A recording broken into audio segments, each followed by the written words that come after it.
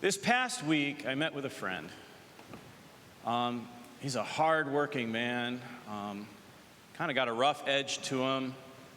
He works many hours, try to provide for his family. He can get angry, irritable, and he's definitely the kind of guy you didn't want to get in a fight.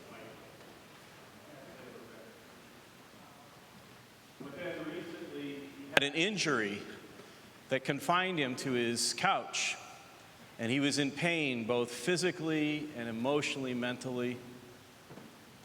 And the day after his surgery, it ended up going into a big blow-up with his wife. And he was just beside himself. He says, my wife's leaving me. My life is crumbling. And I'm just like, whoa, guy, just slow down. We need to get some time here. And just wait, don't do anything rash. We talked a week later. And he was much calmer, his clearer mind. He said after that, our discussion, he did talk to his wife, and she loved him, and she wasn't going anywhere. And that time sort of unlocked something in him, and he began to see more clearly like how he may have been hurting other people, his family, and he began to cry. He said he cried for days. I think Jesus just flipped the tables on him. Have you ever had that? Something so big that turns your life upside down? It's a moment for God. When I was talking with him, he was telling me about his leg. It reminded me of St. Ignatius of Loyola, who was also sort of a tough guy saint, wanted to be a soldier, and then out in one of the battles, he got a cannonball blasted through his leg. Ended up stopping him, laying him out for some time. Time for God to speak and show him the lasting joy of the gospel. Other saints are like that. Francis of Assisi had a similar experience. And even our Pope Francis, while it wasn't a physical stopping, when he was a younger man, he was the leader of the Jesuits in Argentina. And I'm not sure exactly why, but he got exiled out of leadership. He had to spend 2 years in Cordoba, just hearing confessions, doing daily things by himself. But it was that 2 years God used, upended his life to prepare him for the ministry of being Pope Francis. So this is coming to our readings today. The first reading, the commandments that we hear, and that's the life of Moses. And when I'm reading that, I'm just all of a sudden thinking of the Ten Commandments movie with Cecil B. DeMille. Moses, Moses, Moses. If you haven't seen it, young people, you gotta see it. It's classic. I watched it. It's about 4 hours. But Moses had those ups and downs too. He was, as a baby, they were trying to kill all the young Hebrew kids, and his mom put him on the river.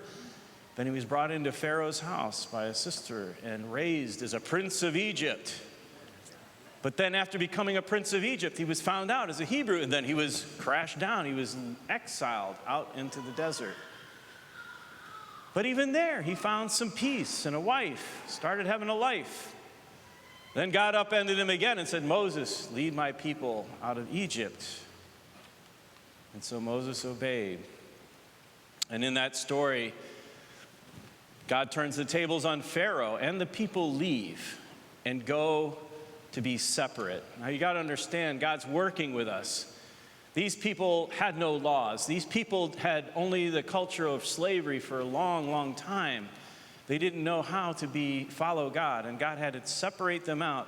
And he gave them the 10 Commandments to teach them right from wrong. Kind of like, young kids, we say, no, don't do that, do that. And the commandments are still with us and very important. Jesus in the gospel speaks to this.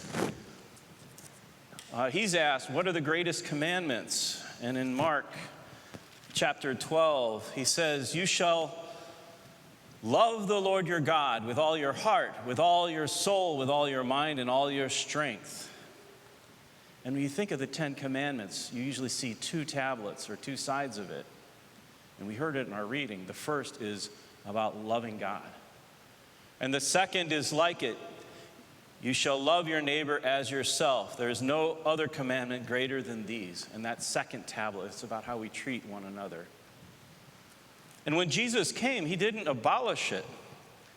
He says in Matthew's gospel, do not think I've come to abolish the law and the prophets. I have come not to abolish them, but to fulfill them.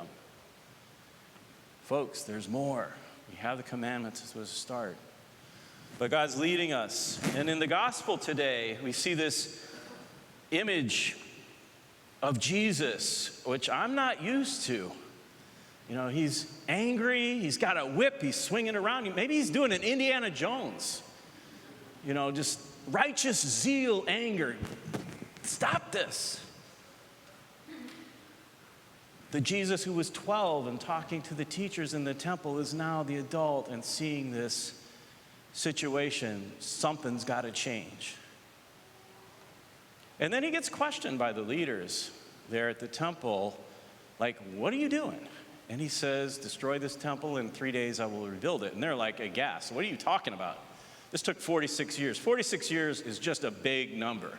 Probably took longer than that to put the temple together. And Jesus is saying, I'm going to do this in 3 days, rebuild it. But it says he was talking about his body. And this is the big change, the big reversal, the big flipping of tables.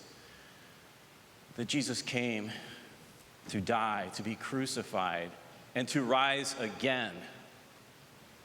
Which leads us to that second passage from St. Paul to the Corinthians. I preach Christ crucified, a stumbling block to the Jews and folly to the Greeks.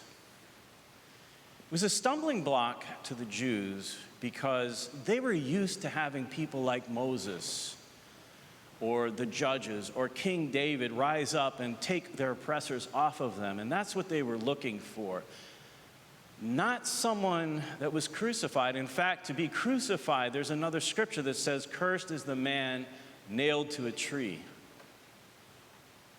This would be like me accusing one of you as you're an awful criminal.